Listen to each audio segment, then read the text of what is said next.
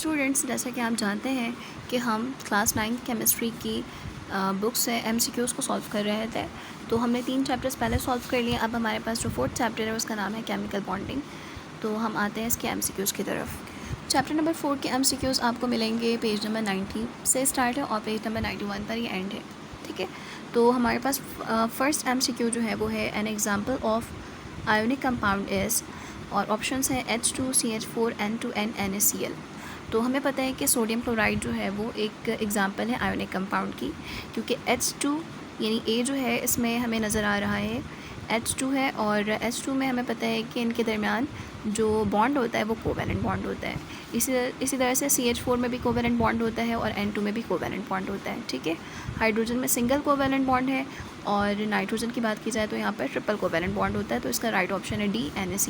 Second MCQ है हमारे पास interaction between highly electron deficient hydrogen and highly electronegative atom is called, और यहाँ पर ऑप्शंस गिवन हैं covalent bond, ionic bond, hydrogen bond and metallic bond. तो यहाँ पर मोस्ट सुटेबल आंसर है हाइड्रोजन बॉन्ड, क्योंकि यहाँ पर स्पेशली हाइड्रोजन को इंडिकेट किया जा रहा है। इसके बाद है हमारे पास third MCQ. 2 fluorine atoms share 1 electron each in their outermost shell to achieve electronic configuration of. First option है जिनॉन, सेकेंड है आर्गन, थर्ड है krypton and last one is neon.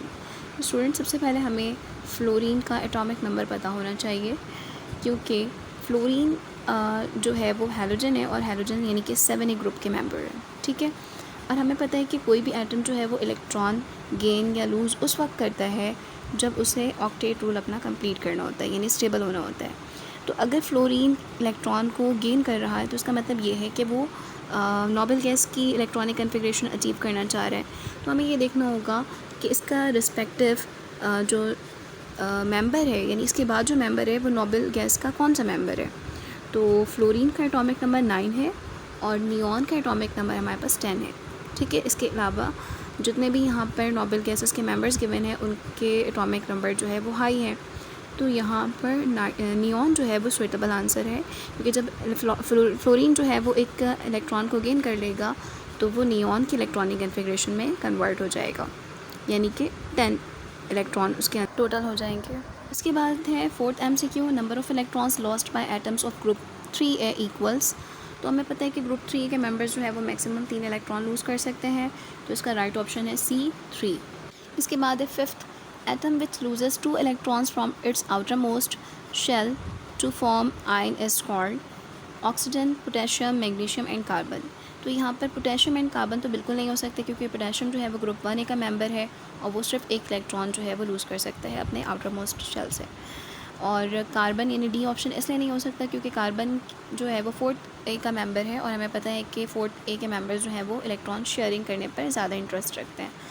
Oxygen यानी ए यहाँ पर इसलिए नहीं हो सकता क्योंकि ऑक्सीजन जो है वो हमेशा इलेक्ट्रॉन गेन करता है, और ये हमेशा इलेक्ट्रॉन को गेन करेगा, यानी कि इलेक्ट्रॉन एक्सेप्टर है ये। तो इसका राइट ऑप्शन सी है, यानी मैग्नीशियम, क्योंकि मैग्नीशियम जो है वो ग्रुप 2A का मेंबर है और ये 2 इलेक्ट्रॉन लूज़ करने में इंटरेस्ट रखता है। इसके बाद है 6th MCQ। In NaCl crystal letters each sodium ion is surrounded by. तो इसका राइट ऑप्शन है 6, क्योंकि हमने इससे पहले जो है वो स्टडी किया है कि 6 क्लोराइड के एटम्स जो होते हैं आयंस जो होते हैं वो एक सोडियम पॉजिटिव आयन को सराउंड करके रखते हैं। तो इसका राइट ऑप्शन है ए। इसके बाद है at room temperature most of ionic compounds are. तो हमें पता है कि आयोनिक कंपाउंड्स जो हैं वो रूम टेम्परेचर पर सॉलिड होते हैं। 8th MCQ है tendency of atoms to acquire 8 electrons in their valence shell is. तो ये तो ऑब्वियस सी बात है, इसका राइट ऑप्शन ए है, यानी ऑक्टेट रूल। ठीक है, इसके बाद है when an atom forms cation by losing electron and other forms anion by accepting that electron then bond form between them is.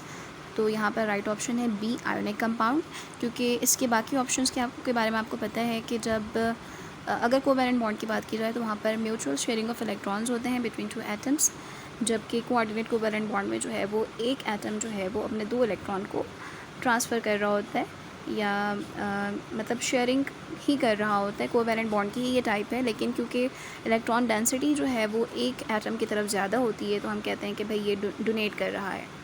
जबकि इसका डी ऑप्शन जो है वो हाइड्रोजन बॉन्ड है, जो कि बिल्कुल भी सूटेबल नहीं है। तो इसका राइट ऑप्शन है बी आयोनिक कंपाउंड। इसके बाद है 10th noble gases are stable because they contain, तो इसका राइट ऑप्शन है सी यानी 8 इलेक्ट्रॉन्स इन वैलेंस शेल, क्योंकि हमें पता है कि नोबल गैसेस जो है वो ऑक्टेट रूल को फॉलो करते हैं और ऑक्टेट का मतलब होता है 8 इलेक्ट्रॉन, ठीक है। इसके बाद है 11th, bond which involve 3 shared electron pairs is a, तो यहाँ पर राइट ऑप्शन होगा बी, यानी कि सॉरी यहाँ पर बी नहीं, यहाँ पर बी जो है वो 2 टाइम्स लिखा है, तो ये मिस प्रिंटिंग है बेसिकली, तो यहाँ पर सी होना चाहिए यानी triple covalent bond. 12th MCQ है a non metal atom form an ion by, तो एन आयन की फॉर्मेशन उसी वक्त होती है जब कोई एटम जो है वो इलेक्ट्रॉन को गेन करता है, तो इसका राइट ऑप्शन है B, gain of electrons. 13th है when 2 identical atoms shared electrons pairs and exert force on each other then bond form is, तो यहाँ पर डी जो ऑप्शन है सबसे पहले इसको एक्सक्लूड करेंगे, क्योंकि यहाँ पर जो है वो 2 आइडेंटिकल एटम्स की बात की जा रही है, जबकि कोऑर्डिनेट कोवैलेंट बॉन्ड में ये शर्त होती है कि जो 2 एटम्स के दरमियान शेयरिंग हो रही है या डोनेट कर रहे हैं इलेक्ट्रॉन को, वो दोनों डिफरेंट होने चाहिए, तो सबसे पहले तो हम इसको एक्सक्लूड करेंगे। अब ए, बी और सी रह गया हमारे पास, तो पोलर कोवैलेंट बॉन्ड यानी बी की अगर बात की जाए तो हमें पता है पोलर कोवैलेंट बॉन्ड जो है उसके लिए भी शर्त है कि 2 डिफरेंट एटम्स होने चाहिए ताकि जो है वो पोल्स क्रिएट हो। इसके अलावा C option double covalent bond है, तो यहाँ पर ये नहीं बताया जा रहा कि डबल कोवैलेंट बॉन्ड जो है वो 2 डिफरेंट एटम्स के दरमियान है या सिमिलर एटम्स के दरमियान है, क्योंकि आपने जो अब तक पढ़ा है डबल कोवैलेंट बॉन्ड वो या तो आपने ऑक्सीजन में पढ़ा है या बल्कि ऑक्सीजन की एग्जांपल ही बुक में गिवन है, ठीक है, तो वो तो सिमिलर एटम है, लेकिन इसके अलावा भी डबल कोवैलेंट बॉन्ड जो है वो 2 डिफरेंट एटम्स के दरमियान भी बन रहे होते हैं, तो यहाँ पर ये चीज़ क्लियर नहीं की गई, तो इसका जो राइट ऑप्शन है वो ए है, नॉन पोलर कोवैलेंट बॉन्ड, क्योंकि जब 2 आइडेंटिकल एटम्स के दरमियान इलेक्ट्रॉन शेयर हो रहे होते हैं तो वहाँ पर कोई पोल्स क्रिएट नहीं होते और जो बॉन्ड होता है वो नॉन पोलर कोवैलेंट बॉन्ड होता है। इसके बाद 14th MCQ है synthetic resins are used on places where, इसका राइट ऑप्शन है B, water resistance is required, और इसका आंसर आपको जो है वो topic society technology and science में मिल जाएगा पेज नंबर 88 में, ठीक है।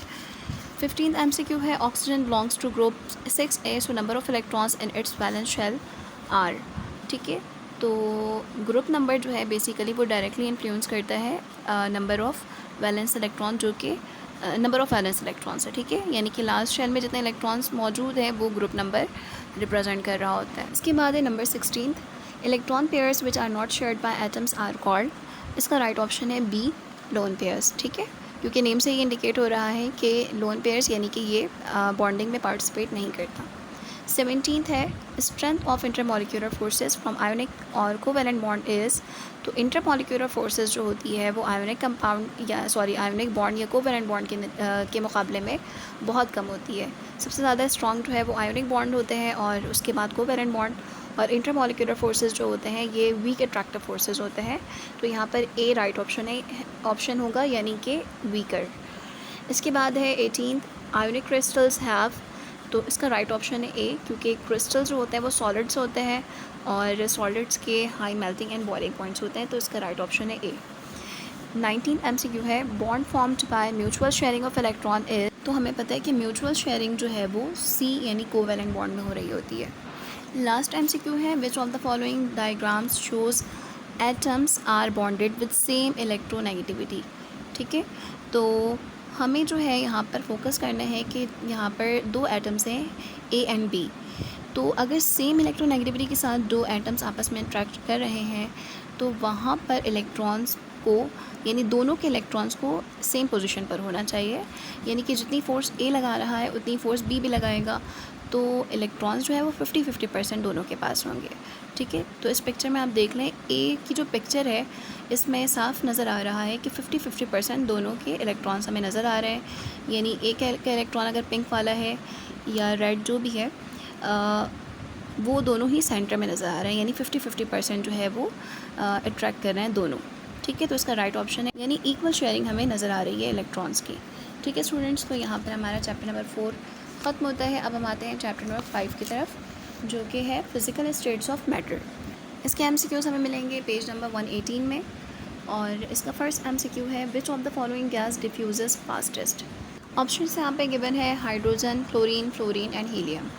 तो स्टूडेंट्स याद रखिएगा गैस कोई भी गैस जितनी हल्की होती है वो उतना ही ज़्यादा फास्टेस्ट डिफ्यूज़ होती है, ठीक है।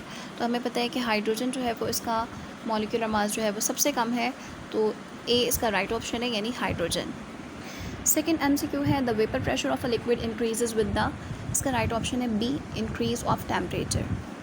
इसके बाद है the freezing point depend upon, इसका राइट ऑप्शन है सी, टेम्परेचर। इसके साथ साथ ये जो है freezing point intermolecular force of attraction पे भी डिपेंड कर रहा होता है, लेकिन क्योंकि यहाँ पर ऑप्शन में सिर्फ टेम्परेचर गिवन है तो इसका राइट ऑप्शन सी होगा, ठीक है। और ये बुक में आपको पेज नंबर 107 में मिल जाएगा फ्रीजिंग पॉइंट के टॉपिक में। के बाद है fourth MCQ, 1 atmospheric pressure is equal to, इसका राइट ऑप्शन है डी, यानी 101.3 to 5 पास्कल्स। फिफ्थ MCQ है, which of the following does not effect the boiling point, इसका राइट ऑप्शन है C, initial temperature of liquid. Sixth MCQ है, the mobility of liquids is lesser than, तो students liquids की जो mobility होती है वो गैस के मुकाबले में कम होती है, जबकि सॉलिड के मुकाबले में ज़्यादा होती है, तो इसका राइट ऑप्शन होगा बी, गैसेस। सेवेंथ MCQ है, which of the following has sharp melting point in solids, तो इसका राइट ऑप्शन है diamond. Diamond basically crystal structure रखता है, और क्रिस्टल स्ट्रक्चर्स जो हैं वो हमेशा sharp melting and boiling points show कर रहे होते हैं। नेक्स्ट है, which of the following are the lightest form of matter, इसका राइट ऑप्शन है सी, यानी गैसेस। इसके बाद है MCQ number 9, the liquid molecules leave the surface of liquid in evaporation process because, तो स्टूडेंट्स हमें पता है कि एवापोरेशन एक ऐसा प्रोसेस है जिसमें स्टेट चेंज होती है, यानी कि लिक्विड से गैसियस फॉर्म में कन्वर्जन होती है। तो जब कन्वर्जन होती है तो इसमें एक्स्ट्रा एनर्जी रिक्वायर्ड होती है, तो इसलिए इसका राइट ऑप्शन होगा एनर्जी इज़ हाई, यानी सी। इसके बाद है MCQ number 10, the density of gases increases when it's, तो हमें पता है कि डेंसिटी ऑफ लिक्विड जो है, सॉरी गैस जो है वो 3 चीज़ों पर डिपेंड करती है, molar mass, pressure and temperature. तो यहाँ पर 2 ऑप्शंस गिवन है, यानी प्रेशर एंड टेम्परेचर के ऑप्शंस हमें नज़र आ रहे हैं, मोलर मास का ऑप्शन नहीं है, तो यहाँ पर A एंड B में से एक हो सकता है। तो अगर टेम्परेचर की बात की जाए तो टेम्परेचर से इसका रिलेशन जो है वो इन्वर्स है, यानी कि टेम्परेचर बढ़ाने से डेंसिटी ऑफ गैसेस डिक्रीज़ होती है, तो इसका राइट ऑप्शन होगा ए, प्रेशर इंक्रीज। इसके बाद है हमारे पास चैप्टर नंबर 6, सॉल्यूशन। इसके MCQs आपको पेज नंबर 140 पे मिल जाएंगे। फर्स्ट MCQ है, N alloy is the homogeneous mixture of, इसका राइट ऑप्शन है 2 सॉलिड्स, क्योंकि हमें पता है कि अलॉय जो है वो उस वक्त बनता है जब हमारे पास एक मेटल किसी दूसरे मेटल या नन मेटल के साथ रिएक्ट कर रहा होता है। तो यूजुअली हम देखा गया है कि 2 सॉलिड्स ही जो है वो अलॉय में हमें नज़र आते हैं, ठीक है। तो इसका राइट ऑप्शन जो है वो ए हो जाएगा, 2 सॉलिड्स। इसके बाद है, अ saturated solution of KCl on heating becomes, इसका राइट ऑप्शन होगा अनसैचुरेटेड, क्योंकि सैचुरेटेड सॉल्यूशन को जब हम हीट करते हैं तो उसकी सॉलिबिलिटी इंक्रीज़ हो जाती है, ठीक है। इसके बाद है third option, if we dissolve sand into water then the mixture is said to be, इसका राइट ऑप्शन है सस्पेंशन, यानी ऑप्शन नंबर बी, ठीक है। इसके बाद MCQ नंबर 4 है, solubility is usually expressed in grams of the solute dissolved in dash grams of a solvent, तो हमें पता है कि इट इज़ अंडरस्टूड, इसका राइट ऑप्शन हो जाएगा बी, 100 ग्राम्स। इसके बाद example of heterogeneous mixture is, और ऑप्शंस इसमें गिवन है, और इसका राइट ऑप्शन होगा B, sand and water. Next है MCQ number 6, 2 moles of sodium chloride is equal to, तो इस MCQ में हमें फार्मूला लगाने की ज़रूरत है, और हमारे पास फार्मूला है number of moles is equal to given mass divided by formula mass. तो यहाँ पर हमारे पास मोल्स गिवन है और फार्मूला मास इसका हम कैलकुलेट कर सकते हैं। 1 मोल ऑफ सोडियम क्लोराइड का फार्मूला मास हमारे पास 58.5 AMU निकलता है, तो हम इसे मल्टीप्लाई कर देंगे 2 के साथ, क्योंकि यहाँ पर 2 मोल्स के लिए पूछा गया है। तो जब हम इन दोनों को मल्टीप्लाई करेंगे तो हमारे पास रिजल्टेंट आएगा 117 ग्राम्स, इसका राइट ऑप्शन है डी। इसके बाद है MCQ नंबर 7, और इसमें भी फार्मूला हम लगाएंगे और इसका सॉल्यूशन आपको पिक्चर में नज़र आ रहा है, ठीक है। तो इसका राइट ऑप्शन है डी, 1.36 मोलर।